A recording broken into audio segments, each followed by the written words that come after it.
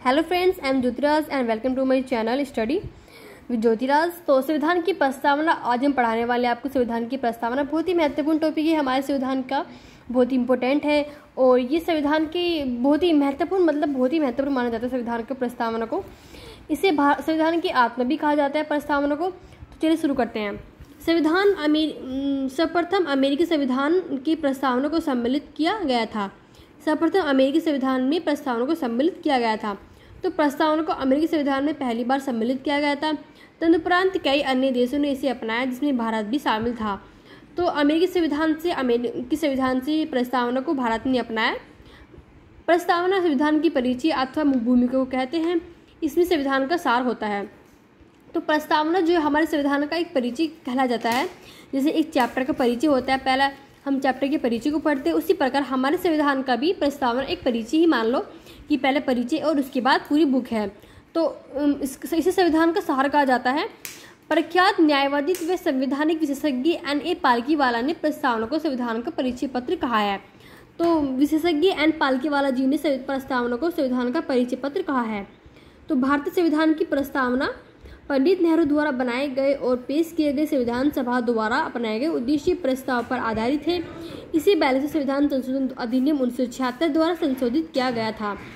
तो हमारे जो संविधान की प्रस्तावना है वो उद्देश्य प्रस्ताव पर आधारित है। उद्देश्य प्रस्ताव का जो गठन 13 दिसंबर 1946 को किया गया, जिसमें हमारे संविधान के सलाहकार BN राव जी ने हमारे सांसद विधानमंडल विधानसभाओं से उनकी सलाहों को लेकर एक प्रारूप तैयार किया, जिसे उद्देश्य प्रस्ताव कहा गया।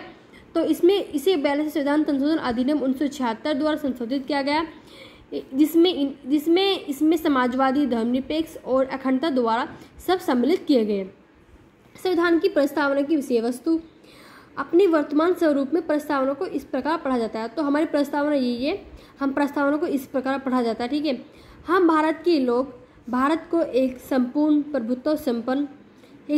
प्रभुत्व संपन्न समाजवादी, धर्मनिरपेक्ष, लोकतांत्रिक गणराज्य बनाने और इसके समस्त नागरिकों को सामाजिक, आर्थिक और राजनीतिक न्याय, विचार, अभिव्यक्ति, धर्म, विश्वास व उपासना की स्वतंत्रता, प्रतिष्ठा और अवसर की क्षमता प्राप्त करने के लिए तथा व्यक्ति की गरिमा को, राष्ट्र की एकता तथा अखंडता सुनिश्चित करने वाला बंधुत्व बढ़ाने के लिए दृढ़ संकल्पित होकर अपने इस संविधान सभा में आज दिनांक 26 नवंबर 1949 को एदत होकर इस संविधान को अंगीकृत, अधिनियमित और आत्मसमर्पित करते हैं।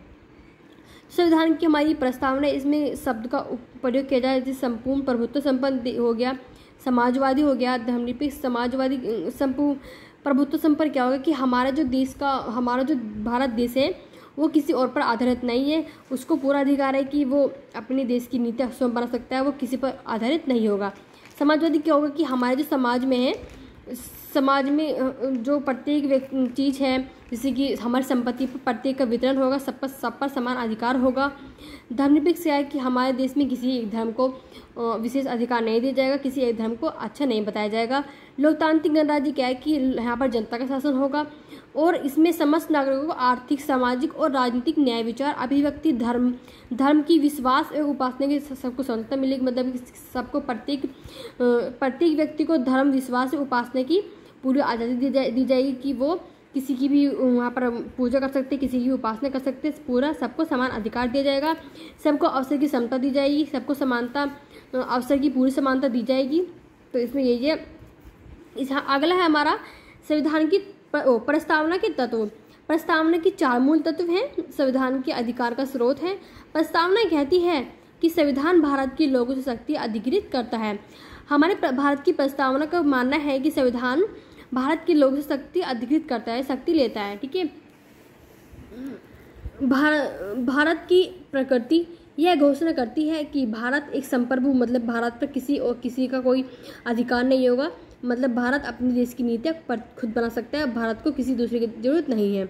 समाजवादी मतलब कि मैंने आपको बताया कि प्रत्येक हमारे संपत्ति पर सबका समान अधिकार होगा।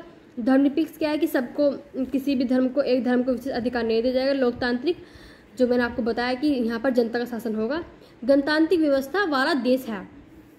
संविधान का उद्देश्य क्या है कि इसके अनुसार न्याय, हमारे भारत के प्रत्येक नागरिक को न्याय मिलना चाहिए, स्वतंत्रता मिलनी चाहिए, पूरी आज़ादी मिलनी चाहिए और समानता मिलनी चाहिए। ये बंधुत्व संविधान के उद्देश्य है। बंधुत्व मतलब सब भाईचारा मिलकर हमारे देश में भाईचारा बढ़ना चाहिए। संविधान लागू होने की तिथि ये 26 जनवरी 1929 को तिथि का उल्लेख करती है।